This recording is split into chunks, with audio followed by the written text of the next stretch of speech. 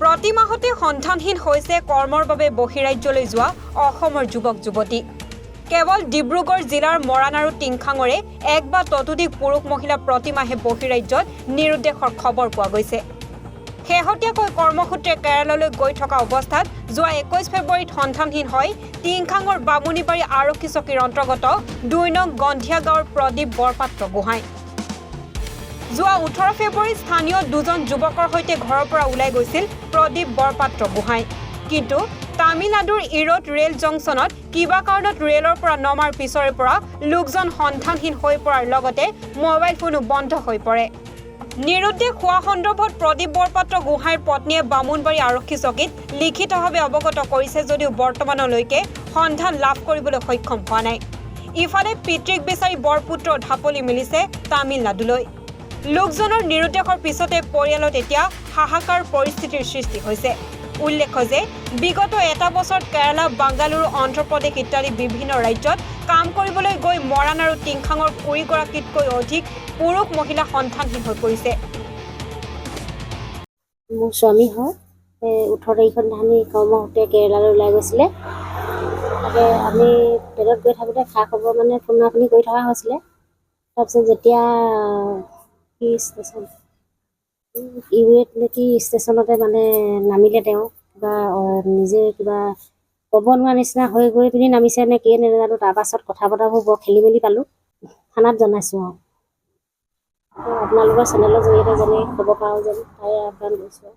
এই জেগাখিনিৰ নাম 2 নং গন্ধিয়া, ডাকঘৰ আঘোণবাৰী, জিলা ডিব্ৰুগড়, সমষ্টি টিংখাংপুৰ। আমাৰ এই গৃহখনৰ মোৰ পৰিয়ালৰ ভাইটি। তেখেত কেৰেলালৈ বুলি 18 ফেব্ৰুৱাৰী দিনাখন ওলাই গৈছিলে কৰ্মসূত্ৰে, আৰু ঘৰখনৰ একমাত্ৰ তেওঁৱে উপাৰ্জন কৰি ঘৰখন চলা কৰি আছিলে। গতিকে সেই কৰ্ম সংস্থাপনৰ কাৰণে তেওঁ কেৰেলালৈ গৈছিলে 18 তাৰিখে, আৰু সেই 18 তাৰিখে কেৰেলালৈ যোৱাৰ পথতে কিবা কাৰণত ইৰোড নামৰ এটা ৰেল জংচনত তেওঁ নামি পেলাই মানে নিৰ্দিষ্ট সময়ত তেওঁ আকৌ পুনৰ ট্ৰেইনখনত নুঠাৰ কাৰণে ইতিমধ্যে ট্ৰেইনখন ৰাওনা হ'ল। আৰু তাৰপিছতে তেওঁ সেই ঠাইতে থাকি যোৱাৰ পিছত মানে বিশেষভাৱে খবৰ খাবৰ কৰাৰ পিছত পুনৰ তাতে কাম কৰি থকা আৰু এজনে সেই ইৰোড নামৰ ষ্টেচনটোৰ পৰা পুনৰ ত্ৰিপুৰ নামৰ এটা ষ্টেচনলৈকে পুনৰ লৈ যায়, আৰু তাতে বহাই তেখেতক খাবৰ কাৰণে কিবা আহাৰ যোগাৰ কৰিবলৈ যাওঁতে পুনৰ সেই স্থানৰ পৰা ত্ৰিপুৰৰ পৰা নিৰুদ্দেশ হৈ যায়। গতিকে আজি পৰ্যন্ত তেখেতক আমি কোনো সুমুহূৰ্ত পোৱা নাই।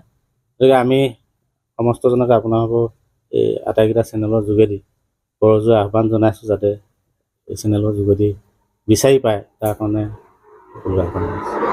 এইবাৰ প্ৰথম নহয়, প্ৰায় আজি তেখেতে 10-15 বছৰ আগৰ পৰা তাতে কৰ্ম কৰি চলি কৰি খাই আছে।